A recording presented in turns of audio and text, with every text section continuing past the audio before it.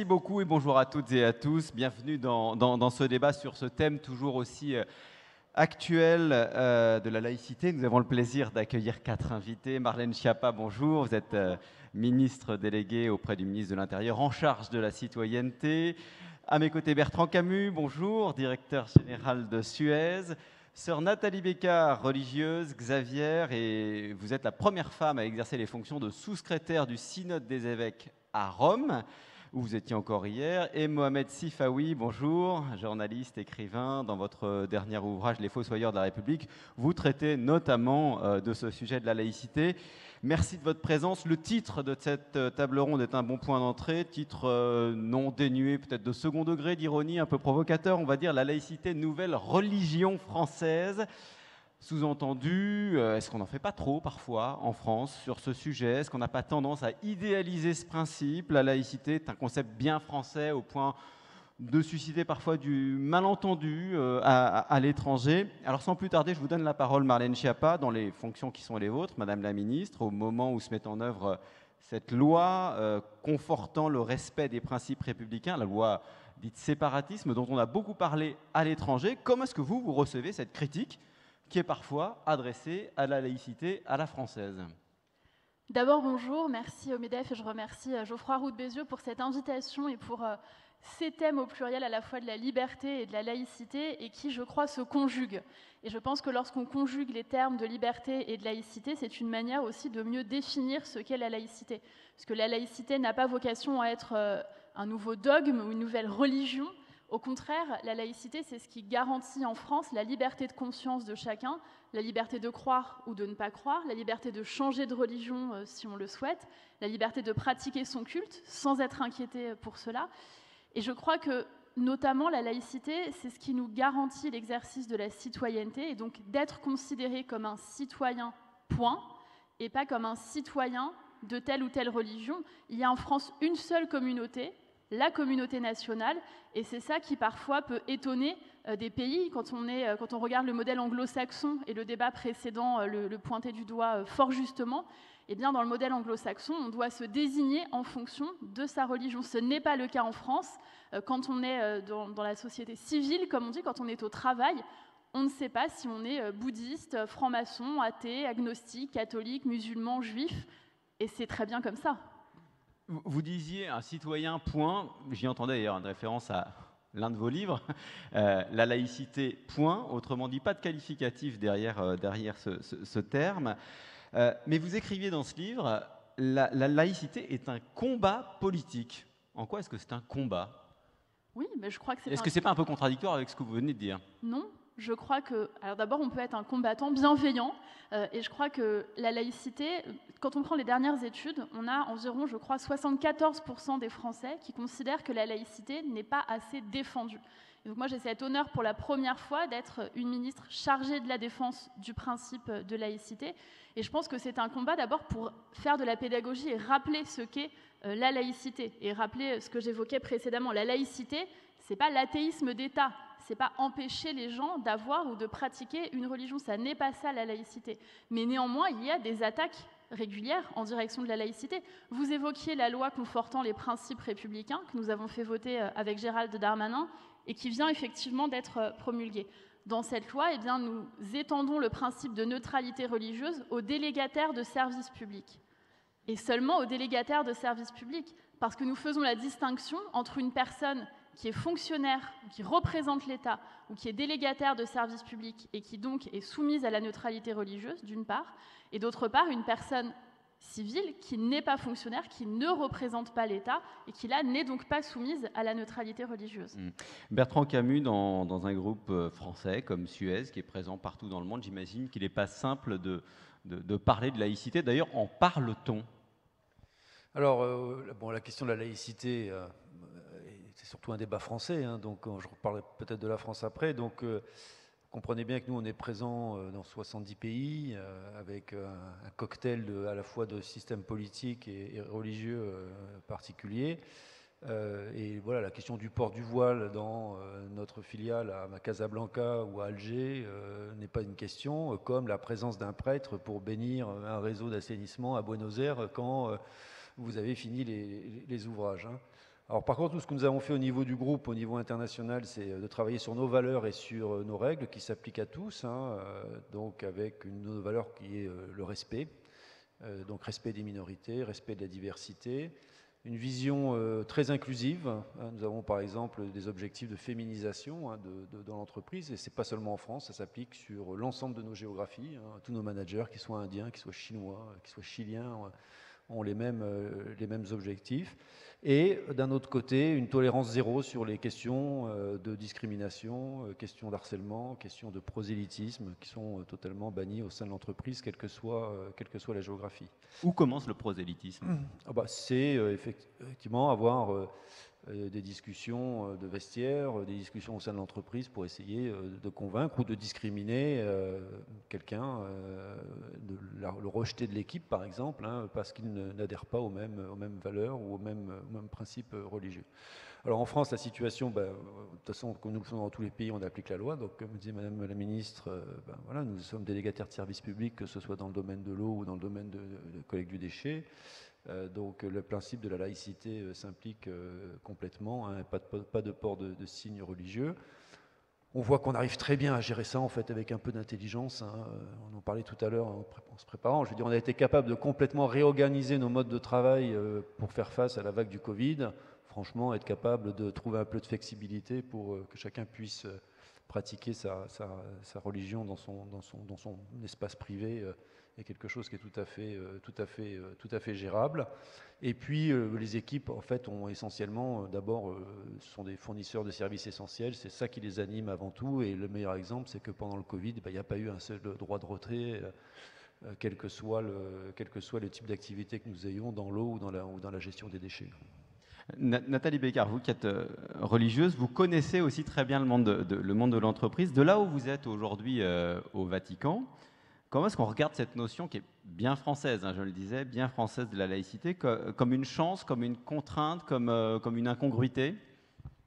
Non, je crois que pour l'Église catholique, alors c'est très clair en France, la laïcité est une chance, c'est un cadre juridique pour vivre ensemble dans la diversité, permettre effectivement la liberté de croire ou ne pas croire, de pratiquer ou ne pas pratiquer. Le pape François a eu l'occasion plusieurs fois de s'exprimer sur la laïcité, entre autres dans une interview pour La Croix, où il dit clairement aussi « Je préfère un État laïque à un État confessionnel ». Donc l'Église est très à l'aise aujourd'hui avec la laïcité, mais peut poser question sur ce qui serait une dérive de la laïcité que le pape François appelle le laïcisme. Voilà, je crois que l'enjeu, c'est vraiment la vision de l'Église sur la laïcité, et elle rejoint la République, c'est de permettre le dialogue, la coopération, c'est bien distinguer l'Église de l'État, et l'Église fait référence à cette phrase de Jésus Christ dans l'Évangile, qui dit « Rendez à César ce qui est à César et à Dieu ce qui est à Dieu », donc bien distinguer les sphères, ce qui ne veut pas dire les opposer ou interdire tout dialogue, au contraire, puisque les deux visent la recherche du bien commun et du vivre ensemble. Et je trouve que ce débat aujourd'hui, et je remercie le MEDEF et Geoffroy Roux de Bézieux pour l'invitation, en lui-même de permettre ce dialogue entre le monde politique, le monde de l'entreprise, le monde culturel, social et le monde religieux, est en soi une expression d'une bonne laïcité, comme cela se vit dans bien des endroits, et je suis témoin au Vatican aussi, en ayant des liens avec l'ambassade de France auprès du Saint-Siège et d'autres ambassades, que voilà, il y a un vrai dialogue entre le politique et l'Église catholique. Mohamed Sifawi, comme journaliste dans vos enquêtes, vous avez souvent mis en garde contre les stratégies de certains groupes qui se réclament de l'islam politique. Tout à l'heure, Marlène Schiappa disait la laïcité, elle a besoin d'être défendue, parfois elle est attaquée. Vous diriez que la laïcité, elle est en risque en France? Je vous remercie d'abord de l'invitation. Je ne dirais pas que la laïcité est en péril. Il s'agit en vérité de petits renoncements qui font que l'exercice au quotidien, lorsqu'il ne respecte pas le cadre laïque, crée des situations de conflictualité. forcément. Et c'est de ce point de vue que ce n'est pas la laïcité en tant que loi, parce que c'est une loi qui est inscrite dans le marbre. Et vous savez très bien qu'une loi, lorsqu'elle n'est pas d'exercice quotidien, lorsqu'elle n'est pas appliquée, ou une valeur plutôt, lorsqu'elle n'est pas d'exercice quotidien, elle se perd. Et c'est de ce point de vue que la laïcité peut être en danger. Il faut revenir un petit peu, très rapidement, à l'histoire. C'est-à-dire que les religions catholiques, juives, protestantes, etc., se sont accommodées de la pratique laïque. Et en vérité, ce n'est pas tant l'islam qui a un problème avec la laïcité, c'est l'islam politique. L'islam politique, depuis maintenant un siècle, mène une vraie guerre, une grande propagande pour justement fustiger la laïcité. Parce que, historiquement, la laïcité est perçue par les milieux islamistes comme l'élément qui pourrait les empêcher, et c'est vrai, de diffuser leurs idées et donc de faire propager leur idéologie. Parce qu'il s'agit d'une idéologie qui instrumentalise une religion, certes, mais c'est une idéologie. Le problème en France, et pas seulement en France, dans la plupart des pays occidentaux, c'est qu'on n'arrive pas encore à lire le réel et à comprendre ce qui relève de la religion et ce qui relève de l'idéologie politique. Pour reprendre un petit peu, pour recoller au monde de l'entreprise, puisque notre auditoire est concerné, souvent, il y a besoin dans le monde de l'entreprise de décryptage. C'est-à-dire, est-ce que certaines revendications relèvent d'une revendication religieuse? Elles peuvent être parfois légitimes, parce que, Madame la ministre l'a rappelé, la laïcité, c'est d'abord la liberté de conscience, donc le droit de croire ou de ne pas croire. Et donc, on peut considérer que certaines revendications peuvent être entendables. Et donc, différencier ça de la pratique idéologique, de l'activisme, du prosélytisme, de la volonté qu'ont les milieux islamistes à chercher à gratter du terrain continuellement. Ça commence où? Parce que tout à l'heure, j'entendais Bertrand Camus qui dit qu'il y a des discussions de vestiaire parfois dans des entreprises. Il n'est pas complètement interdit d'avoir des discussions ici ou là, dans les couloirs, la machine à café, sur ce en quoi l'on croit. Je vais vous prendre un cas concret. Sur ce qui vous anime. Je vais vous prendre un cas concret. En vérité, un musulman dans le monde de l'entreprise ou ailleurs, lorsqu'il vit sa vie spirituelle, ses convictions religieuses, vous ne le voyez pas, vous ne vous rendez pas compte. Dès le moment où vous vous rendez compte qu'il y a un problème, c'est qu'il y a de l'activisme. Un exemple concret, c'est que dans les grandes surfaces, par exemple, vous avez des manutentionnaires qui refusent de pousser un chariot parce qu'il contiendrait du porc ou de l'alcool. Vous avez à la RATP, pour citer, parce que c'est un cas qui est connu, qui a été largement médiatisé, des salafistes, parce qu'il s'agit de salafistes, qui refusent de prendre le bus après une femme. Ça, c'est un problème d'activisme, c'est un problème d'activisme islamiste, ce n'est pas un problème de religion. Et il faut que les gens le sachent. Et dès le moment où les gens apprendront à faire le distinguo entre ce qui relève de la religiosité, et encore une fois, où il y aurait des éléments totalement légitimes, et ce qui relève de l'activisme islamiste, on avancerait. Marlène Schiappa, là-dessus, un point important, c'est qu'un certain nombre de députés, y compris dans votre majorité, avaient poussé pour que la loi que vous avez défendue aille un peu plus loin, et notamment s'ingère dans la vie des entreprises. Vous avez refusé. En gros, vous êtes cantonné notamment au milieu associatif, mais pas à la vie des entreprises. Pourquoi ? Alors d'abord, on a légiféré sur ce qui concerne les délégataires de services publics, comme je l'évoquais précédemment. Ensuite, nous, on a eu beaucoup d'échanges, notamment avec le MEDEF, très intéressants sur la façon dont les choses avançaient. Et moi, ce que j'observe et ce que j'ai entendu de la part notamment de chefs d'entreprise, et que je partage, c'est que dans une entreprise, la culture qui doit primer, c'est la culture d'entreprise. Et c'est vrai d'ailleurs dans n'importe quelle équipe, dans n'importe quelle unité de travail. Et c'est d'ailleurs pour ça que autant d'études de Deloitte et d'autres montrent que la mixité au travail est fondamentale, parce que si vous n'avez que des personnes qui viennent du même endroit, ou qui pratiquent la même religion, ou qui ont fait exactement les mêmes études, vous avez moins de performance, d'une part, et d'autre part, ce sont les codes extérieurs qui vont primer. Pour que les codes de l'entreprise priment dans le quotidien, il faut qu'il y ait cette mixité et sans doute également que ce ne soient pas les codes religieux qui priment. Et j'ai le sentiment, mais vous me direz si je me trompe, j'ai le sentiment que dans les grandes entreprises, ce travail s'est fait de façon plutôt pragmatique et au long cours, et aussi dû au fait que ce soit des larges équipes, mais que là où nous avons un problème, ce sont plutôt dans les TPE, les PME, et les associations. Et ce sont elles qui sont venues nous voir en nous disant que parfois, du fait que ce sont des petites équipes, quand elles ont une équipe de 5-6 personnes, quand vous avez ces 5-6 personnes qui font du prosélytisme ou qui manifestent ce que disait très justement Mohamed Sifawi, elles rencontrent un problème. Et donc là, nous, notre rôle, au-delà du fait de légiférer, c'est de voir comment nous, en tant que service de l'État, nous pouvons aider ces entreprises. Donc nous sommes en train de créer un bureau de la laïcité au ministère de l'Intérieur et nous allons mener un travail dans ce cadre, notamment pour labelliser des formations laïcité, pour accompagner les entreprises qui le souhaitent. Et notamment les petites entreprises. Notamment les petites entreprises avec le ministère du Travail. Et je terminerai en disant que nous avons également dans cette loi créé un contrat d'engagement républicain pour les associations. Et là, nous avons effectivement renforcé la loi en ce qui concerne les associations. Pourquoi ? Parce que nous avons constaté que certaines associations qui pouvaient être subventionnées avec de l'argent public, eh bien, s'écartaient des règles républicaines, quand certaines, par exemple, faisaient l'apologie ou trouvaient des excuses à l'excision ou à un certain nombre de pratiques qui sont tout à fait contraires aux valeurs de la République. Eh bien, désormais, nous demandons à toutes les associations qui sollicitent de l'argent public de s'engager à respecter les valeurs de la République. Et c'est une condition sine qua non. Si elles ne les respectent pas, eh bien l'argent public tombe et la subvention sera remboursée. Et ça vaut évidemment, bien sûr, aussi pour les règles de travail, pour les règles de la vie interne et quotidienne des associations. Peut-être un mot sur ces sujets, Bertrand Camus. Vous, chez Suez, Madame la ministre disait à l'instant, voilà, les entreprises, elles se sont adaptées de manière très pragmatique aux différentes situations. Vous apprenez en cheminant, vous faites de bonnes pratiques petit à petit en fonction de ce que vous avez sous les yeux dans des différentes situations que vous avez à vivre sur les différents continents.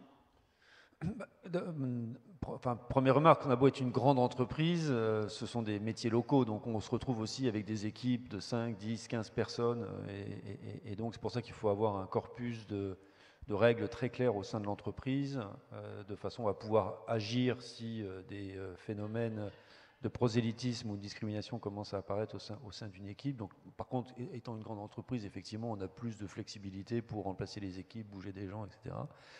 Et puis après, c'est une question effectivement d'éducation, de compréhension, d'explication. Moi, je fais un peu un parallèle avec le harcèlement sexuel. Moi, quand je suis entré des États-Unis, j'étais très choqué de voir qu'en France, au sein de notre entreprise, il n'y avait rien, quoi. C'est-à-dire qu'aux États-Unis, vous passiez à une formation en ligne, même directeur général, et si vous ne la faisiez pas, vous étiez déconnecté, quoi. Voilà. Et on ne vous faisait pas de morale, mais on vous expliquait juste quel type de comportement, c'est interdit par la loi et ça a telle conséquence. Et je pense que sur les questions telles que celle de la laïcité et la question du fait religieux au sein de l'entreprise, il y a un besoin aussi d'expliciter qu'est-ce qui est autorisé, qu'est-ce qui n'est pas autorisé, qu'est-ce que la loi permet, qu'est-ce que la loi ne permet pas. Et ça, nos équipes de ressources humaines ont travaillé sur ce genre de manuel pour que chacun soit conscient des limites à la fois fixées par l'entreprise et fixées par la loi. Il faut que ce soit dit, c'est-à-dire que parfois on se dit, mais en fait, c'est une question de bon sens, c'est pas seulement la loi, les règles, il faut qu'à un moment il y ait une formation. Ah bah oui, parce que je pense qu'on a un peu tendance en France à considérer que tout est écrit, tout est déjà fait, etc. C'est en place, mais en fait quand on voit bien, aussi quand on parle de laïcité, le nombre de bêtises que l'on peut dire sur le sujet de la laïcité, alors que tout a été très bien pensé, très bien construit en 1905, enfin, ça a été, on dit tout à l'heure, une loi d'apaisement, enfin, c'est pas sorti comme ça d'un chapeau, hein. Ça a été des années et des années non seulement de conception mais aussi de mise en œuvre, et je pense que c'est tout à fait important de pouvoir expliciter à chacun quelles sont les limites. Nathalie Bécard, il doit être possible de parler de ses convictions, y compris de ses convictions religieuses, en entreprise ? Oui, je crois que c'est possible dans le sens où la laïcité permet la liberté d'expression des convictions personnelles, philosophiques, spirituelles, politiques. Ce n'est pas interdit dans l'entreprise, c'est même reconnu par la Cour européenne des droits de l'homme. Après, tout est une question de bon sens et de discernement. Et je crois même que d'ailleurs, j'ai en mémoire la rencontre du président Macron en avril 2018 avec l'Église catholique au Bernardin, les évêques, j'étais là. Il a vraiment invité les catholiques, au nom de leur enracinement spirituel, à apporter leur part d'engagement, de ressources dans le monde professionnel, dans le monde politique. Donc l'entreprise, qui est une communauté humaine où l'on vit, bien sûr, ça a un but professionnel, mais les personnes aussi partagent des aspects de leur vie personnelle, c'est pas interdit. Donc dans ce cadre-là, il peut y avoir effectivement, sans esprit de prosélytisme, mais simplement de partage, de témoignage, quelque chose de l'identité religieuse peut aussi s'exprimer dans le cadre d'un dialogue respectueux de chacun. Et l'entreprise, il y aurait intérêt, selon vous, parfois, à favoriser ce type de dialogue ? En tout cas, ce que je crois, et on le voit bien aujourd'hui, et pour avoir pendant des années été engagé dans le monde des jeunes, écouter les jeunes, et c'est quelque chose de très important. Aujourd'hui, il y a une très forte quête de sens. Le travail est une dimension essentielle de la vocation humaine, et la question du sens s'exprime aussi dans le travail. Et on voit que beaucoup de jeunes aujourd'hui veulent travailler de manière alignée avec leurs valeurs. Et toute la question sur la laïcité, je crois, c'est une question de pédagogie, parce que effectivement, ce cadre-là, comme vous le rappeliez, n'est pas toujours bien compris, interprété. Après, il y a un vrai débat, et il y a aussi des dérives qui viennent d'une instrumentalisation de la laïcité ou d'une instrumentalisation du religieux. Mais on voit bien qu'un enracinement dans des convictions fortes, qu'elles soient spirituelles, religieuses ou philosophiques, est une ressource pour l'engagement au service des autres, donc qu'il s'exprime dans la vie professionnelle, dans la vie associative ou dans la vie politique. Peut-être une réaction là-dessus, Bertrand Camus, vous êtes d'accord avec Nathalie Bécard là-dessus ? Voilà, il peut y avoir des discussions un peu profondes qui... C'est compliqué, hein, je trouve, parce que là, à ce moment-là, il y a la religion, il y a le politique, on va rentrer en phase de campagne électorale. Moi, je sais pas. Moi, je suis un peu plus réticent sur ce sujet-là. Je pense que l'espace public, le domaine privé, il y a suffisamment d'espace pour pouvoir mener ce type d'activité, pour pas les amener au sein de l'entreprise. Enfin, c'est une position personnelle. Moi, j'aime beaucoup une phrase du scientifique Claude Bernard qui dit « Tout est poison, rien n'est poison, tout est question de proportion ». Et je pense qu'on n'est évidemment pas... le problème de la laïcité en entreprise, c'est évidemment pas la personne qui va souhaiter joyeuse Pâques ou qui va faire état du fait qu'il y a la communion ou la bar mitzvah ou je ne sais quelle cérémonie personnelle ou familiale. Ce n'est pas quelque chose du quotidien ou d'anecdotique. Mais depuis 1905, la situation par rapport à la religion et à l'instrumentalisation politique de la religion, elle a changé. Il y a une menace aujourd'hui en France, en 2021, qui n'existait pas en 1905, et Mohamed Sifawi est beaucoup mieux placé que moi pour la détailler, mais c'est la menace de l'islam politique, de l'islamisme radical. Et quand nous parlons de prosélytisme en entreprise, disons les choses, c'est de cela que nous parlons. Beaucoup de rapports parlementaires, d'enquêtes journalistiques ont documenté très clairement la menace qui pouvait exister dans certaines entreprises, qu'elles soient grandes ou petites, dans lesquelles vous aviez du prosélytisme destiné à faire en sorte qu'il y ait une forme de radicalisation dans la pratique religieuse contraire aux valeurs de la République et que cela se propage dans les entreprises et que cette forme d'entrisme peut exister dans certaines entreprises, également dans certaines entreprises publiques, il faut bien le dire, et que c'est notamment pour cela que nous avons souhaité renforcer la loi et défendre le principe de laïcité face à cette menace-là qui est, je le rappelle, le terreau du terrorisme. Nous ne parlons pas là de personnes qui veulent partager leur religion, nous parlons là de personnes qui veulent instaurer un nouveau système de normes, un nouveau système de valeurs et contre les valeurs de la République. Là c'est intéressant de vous entendre là-dessus, Mohamed Sifawi, parce qu'effectivement, on parle de laïcité et puis on dérive sur la question de la sécurité. Tout à l'heure, en préparant, vous me disiez... On ne dérive pas, c'est lié. Oui, alors justement, voilà, Mohamed Sifawi, en quoi est-ce que c'est lié, avec des exemples concrets autant que possible? Alors justement, sans nous concerter, c'est exactement ce que je vous disais tout à l'heure en préparant le débat. La question, encore une fois, du terrorisme islamiste ne doit pas être déconnectée de la matrice idéologique, en l'occurrence l'islam politique. Et donc l'islam politique commence son activisme bien avant d'arriver à l'action violente par justement prendre de la place sur le plan social, au niveau économique. Et on le voit, il y a une volonté de créer une contre-société ou une société parallèle. D'où évidemment l'initiative que j'ai personnellement soutenue, celle du gouvernement, la loi renforçant les valeurs de la République, qui est un très bon début, parce que justement, il fallait créer un cadre juridique pour stopper cette situation. Il y a dans notre pays effectivement une volonté de la part des milieux islamistes de créer une contre-société.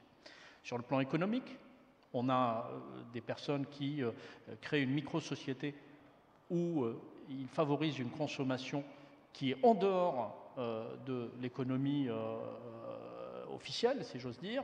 Ils créent une contre-société en favorisant, y compris sur le plan sanitaire, à travers ce qu'ils appellent ou ils qualifient la médecine prophétique, une alternative au système de santé. Ils préconisent un système éducatif en parallèle, en déscolarisant leurs enfants, y compris avant l'âge légal, et en créant parfois des écoles clandestines dans des appartements. Donc il faut qu'on soit conscient des défis. Quand on parle de la laïcité, moi j'entends évidemment les grandes familles spirituelles, les grandes religions, y compris l'islam en tant que tel.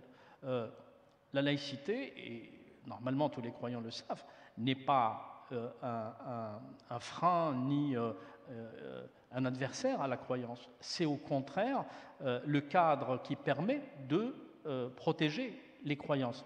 Et d'ailleurs, les musulmans, peut-être, gagneraient à se rappeler que c'est grâce à la laïcité qu'ils ont 2600 mosquées en France. Ça, il faut aussi le souligner, car si on était resté dans un système de catholicité, je ne pense pas qu'il y aurait autant de mosquées, autant de synagogues, autant de temples protestants.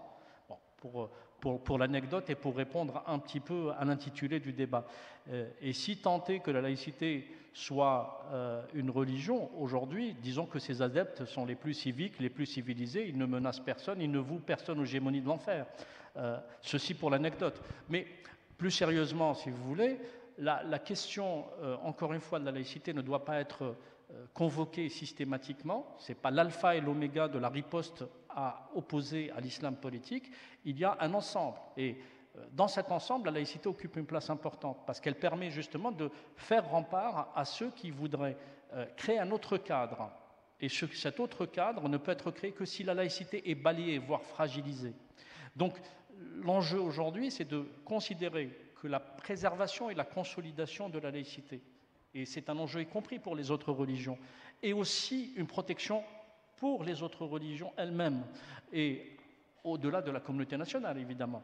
Mais en plus, en additionnant, en ajoutant d'autres dispositifs, il faut mobiliser la société dans une dynamique contraire à la dynamique islamiste qui est créée. Parce qu'on a une dynamique islamiste. La dynamique islamiste, c'est ce qui donne envie à une jeune fille de 16 ans qui n'est pas issue d'une culture musulmane de se convertir et d'aller à Raqqa.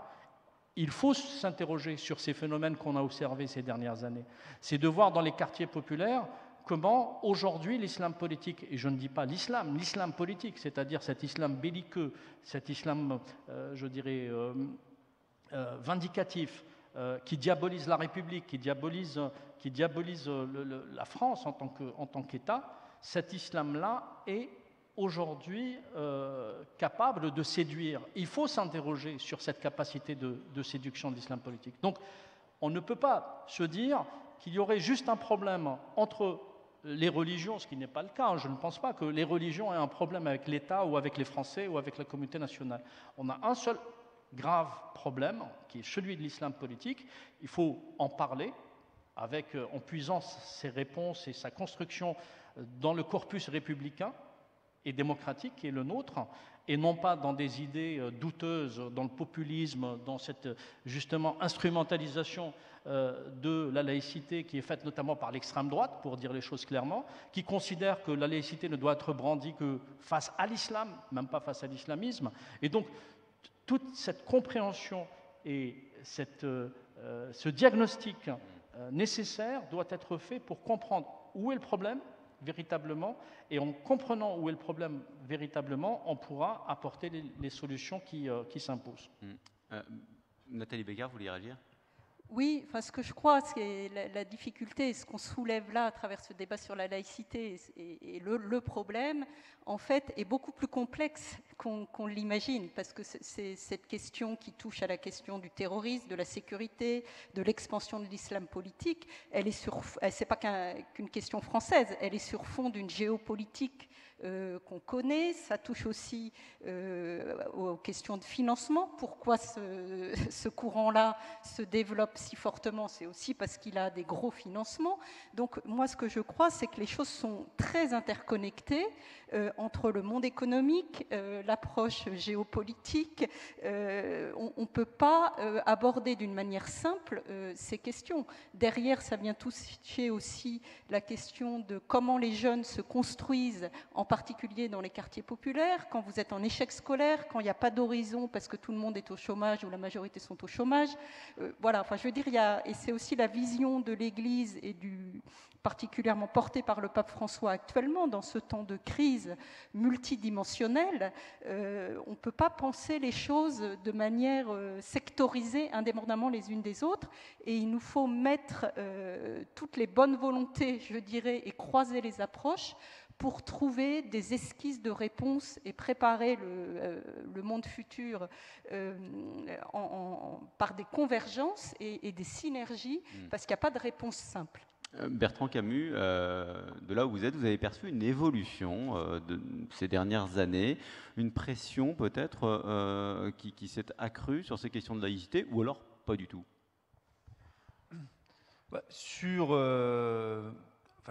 Juste pour rebondir sur la question du financement, on a vu dans beaucoup de pays effectivement un basculement à partir des années 2000.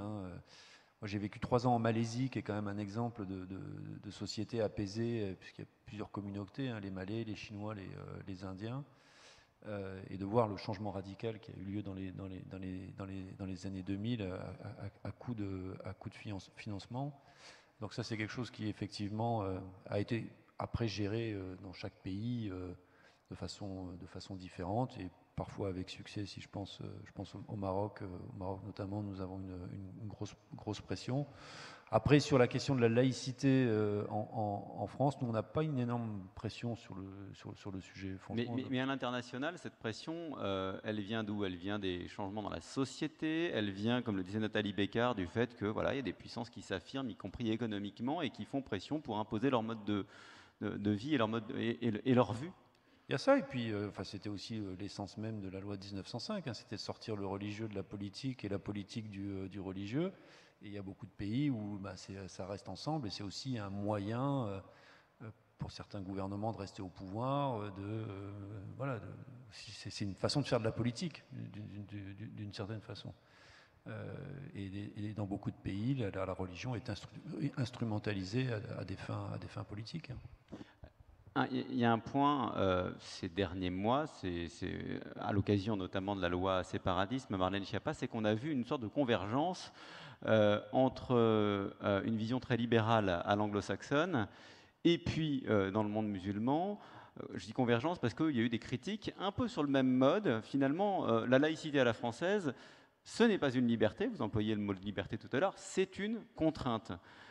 Cette convergence, vous l'analysez comment ? Mais je trouve que la question que vous posez est philosophiquement passionnante et rejoint le thème d'ailleurs de la liberté que le MEDEF et que vous avez choisi pour le débat de cette année. Et cette question de la liberté, on peut la lier à beaucoup d'autres choses. On peut la lier à la question du pass sanitaire, par exemple. Et moi, je suis assez frappée de voir qu'il s'agisse de vaccination, de sécurité routière, de laïcité, on est dans une forme d'inversion du principe de liberté, et on en vient à réclamer une liberté de potentiellement être malade et de contaminer les autres, une liberté d'imposer une religion et des pratiques religieuses aux autres. Alors pourquoi pas la liberté de fumer et de souffler la fumée sur les femmes enceintes? Pourquoi pas la liberté de foncer à 200 à l'heure sur l'autoroute et d'écraser des piétons? Je trouve qu'on est dans une inversion totale du sens même de la liberté. La liberté de chacun s'arrête où commence la liberté d'autrui, et c'est la même chose en matière de liberté religieuse. La loi de 1905, notamment dans ses 2 premiers articles, elle est parfaitement claire, et elle repose sur 2 principes. Ce qui était rappelé sur les paroles de l'Évangile, et que Victor Hugo a dit autrement en disant l'État chez lui, l'Église chez elle, ou les Églises chez elle, d'une part, et puis d'autre part, cette liberté de conscience. Nous avons tous ici la liberté de pratiquer une religion, ou de ne pas en pratiquer, de croire ou de ne pas croire, sans être inquiété pour cela, et c'est pourquoi d'ailleurs l'État garantit et assure la sécurité des lieux de culte, mais nous n'avons pas de droit au prosélytisme, nous n'avons pas de droit à obliger les autres à vivre comme nous, notre religion, l'entend. Et je crois que c'est là la différence qui était exposée par Mohamed Sifawi précédemment. Nathalie Beccard, sur ce point. Oui, et derrière cette question de la liberté qui est très importante, jusqu'où va ma liberté personnelle ou pas?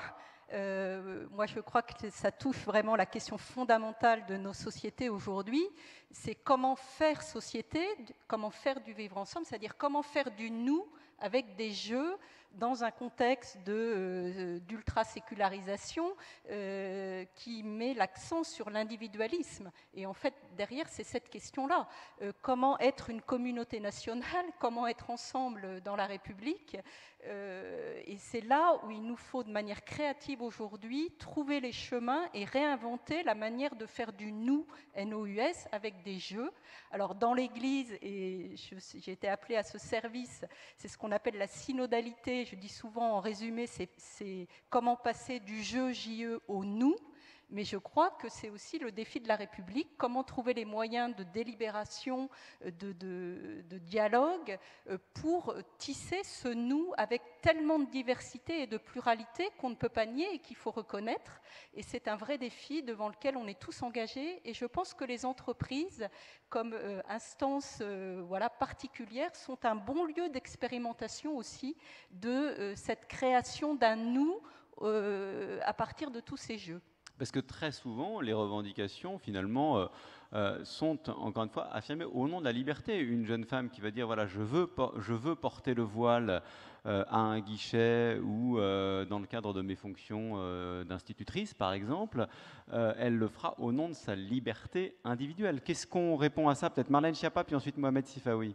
Je serai très rapide pour laisser Mohamed Sifawi répondre, mais ça, on l'a entendu aussi sur la question, par exemple, du certificat de virginité. Dans cette loi, nous avons voulu, avec le ministre de l'Intérieur et sur la volonté du président de la République, interdire en France la pratique des certificats de virginité, qui est une pratique antique, barbare, injustifiable, qui consistait à envoyer les femmes passer des examens gynécologiques avant de se marier, comme un cheval à qui on enverrait vérifier les dents avant de l'acheter. Et donc nous avons dit que ça n'était pas admissible et que c'était contraire aux valeurs de la République. Et certains nous ont dit qu'il y aurait un genre de droit à faire ce certificat de virginité. Et ça rejoint encore une fois le débat qui avait lieu ici précédemment, qui était très intéressant, sur l'affirmation identitaire et la revendication identitaire personnelle du « c'est mon droit »,« j'ai le droit de ». Et c'est vrai que ce sont des choses, tous ceux qui sont parents d'adolescents connaissent cette phrase par cœur. On entend tout le temps « j'ai le droit de ». J'ai le droit de ne pas mettre la table, j'ai le droit de... Voilà. Et on est dans quelque chose d'un peu générationnel, avec de nouvelles générations très engagées, très éveillées. Et ça, c'est positif. Et je crois que c'est important d'écouter ces nouvelles générations sur des questions comme l'écologie, l'égalité entre les femmes et les hommes, qui nous bousculent et qui ont de nouvelles revendications souvent très légitimes. Mais avec également cette espèce d'opposition au nous, au jeu, c'était parfaitement expliqué à l'instant. Mohamed Sifawi. Pour rebondir sur ce que vient de dire Marlène Schiappa, la question de la liberté, il faut aussi rappeler la philosophie juridique de notre droit. La liberté, sa limite, c'est le trouble à l'ordre public, de façon générale. Dès le moment où une liberté quelconque peut provoquer un trouble à l'ordre public, le législateur met le haut là parce qu'il considère, à juste titre, que la liberté collective prime sur la liberté individuelle. Il ne faut jamais l'oublier. D'ailleurs, ça rejoint nos polémiques et nos débats actuels sur la question de la vaccination, etc. La liberté collective, il ne faut pas l'oublier, c'est l'un des éléments qui fondent notre droit, prime sur la liberté individuelle. Donc, dans le monde de l'entreprise, c'est un peu la même philosophie, à mon sens, qui doit primer. Dès le moment où une pratique religieuse ou des philosophies cohabitent de façon intelligente, etc., il n'y a pas de problème. Dès le moment où les revendications, effectivement, sont de bon sens et qu'elles ne contreviennent à aucune loi, à aucune charte, à aucun règlement antérieur, pourquoi pas? Mais dès le moment où ça entrave le bon fonctionnement de l'entreprise, où ça risque de créer un trouble à l'intérieur de l'entreprise, il faut que le chef d'entreprise puisse d'abord disposer des mécanismes nécessaires pour que, dans un cadre légal, ils puissent cadrer ceux qui ont des revendications particulières. Et à mon sens, parce que je l'entends parfois, l'entreprise a un rôle à jouer aujourd'hui dans notre société. Parce que, évidemment, elle reçoit les problèmes où elle est l'émanation aussi de la société, donc elle reçoit les problèmes qu'il y a dans la société. Il y a les débats qu'il y a dans la société. Et par conséquent, on ne peut pas dire, bon, l'entreprise, son rôle, c'est juste de générer du profit et d'avoir une activité économique. Son rôle aussi, c'est de prendre sa part, et uniquement sa part, dans la préservation de la paix sociale. Et par conséquent, le fait d'aller vers ce que les Canadiens, à tort, avaient appelé les accommodements raisonnables et qui sont des accommodements déraisonnables. Il faut juste que, face à l'islam politique, le chef d'entreprise, en toute lucidité, puisse comprendre une chose. C'est que l'islam politique est dans une phase, je dirais, d'action militante qui ne l'amène pas à se suffire d'une seule revendication. Ça veut dire, dans les faits, puisque à chaque fois que vous acceptez une revendication, vous serez soumis dès le lendemain à une deuxième revendication. La question, c'est de savoir où est-ce que vous allez vous arrêter. C'est-à-dire que peut-être que le chef d'entreprise, là où il dit non, là je vais dire stop, il ne sera plus en capacité de dire stop parce qu'il a accepté tellement de choses. Et c'est là que la loi peut l'aider éventuellement. Eh bien, évidemment, la loi, mais je pense que son fonctionnement même, c'est-à-dire ce que j'ai rappelé tout à l'heure, mettre en application, mettre en pratique des dispositions internes, un cadre réglementaire interne, pour justement cadrer et mettre les digues nécessaires afin de sanctuariser l'entreprise et lui éviter ces polémiques qui peuvent être à la fois toxiques et stériles. Dans les quelques secondes qui nous restent, ça m'intéresse vraiment de vous entendre rapidement sur l'un des points que vous souleviez. Vous disiez, voilà, le rôle de l'entreprise, c'est pas seulement de faire du profit, c'est aussi de permettre à chacun de bien vivre ensemble, de s'accomplir. Vous êtes d'accord avec ça? À quelles conditions? Oui, enfin, on a parlé précédemment de tout ce qui était les règles, ce qui était acceptable, pas acceptable, accepté, pas accepté, donc je ne vais pas revenir dessus. Mais là où je suis complètement en face, c'est aussi sur le rôle intégrateur de l'entreprise, parce que c'est notamment en termes d'émancipation, en termes d'accès au savoir, en termes de formation, aussi la dynamique collective, l'esprit d'équipe qui est quelque chose d'important pour réussir en tant qu'entreprise. Vous avez mentionné la question de la diversité aussi, qui était très importante. Donc il ne faut pas sous-estimer ce rôle intégrateur de l'entreprise, et l'entreprise a effectivement un rôle à jouer dans ce sens-là vis-à-vis de la société. Un dernier mot sur ce sujet, Nathalie Becquin. Oui, en écoutant, je me disais, parce que c'est le thème, on a beaucoup parlé de la liberté, mais je pense qu'il ne faut pas oublier les deux autres termes de la devise républicaine, liberté, égalité, fraternité, et que donc l'enjeu, c'est on ne peut pas tout régler simplement avec des lois ou des chartes. Voilà, derrière, c'est comment on crée cet esprit d'équipe, cette culture de la rencontre, et ce qu'on peut appeler aussi la fraternité, qui est l'horizon pour vivre ensemble dans une entreprise, dans une association et dans une société. Marlène Schiappa, le mot de la fin. D'abord, je suis parfaitement d'accord avec vous. On n'a à ce jour rien trouvé de plus efficace que le travail pour s'émanciper, et particulièrement pour les femmes, c'est ce que disait Simone de Beauvoir à l'époque. Et ensuite, puisqu'on parlait du rôle intégrateur de l'entreprise, je me permets d'appeler l'attention des chefs d'entreprise qui sont présents ou des personnes en position de recruter.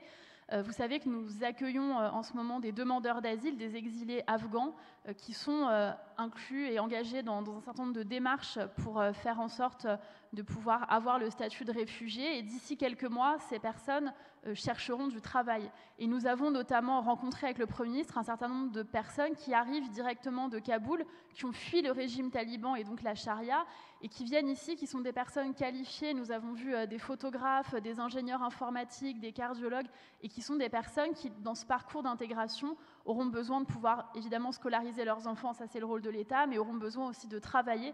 Et donc je lance un appel ici aux recruteurs, aux DRH, aux chefs d'entreprise, pour que nous puissions dans les mois à venir répondre au présent pour faciliter cette intégration par le travail. Merci beaucoup, merci, l'appel est lancé, et merci à vous de votre participation.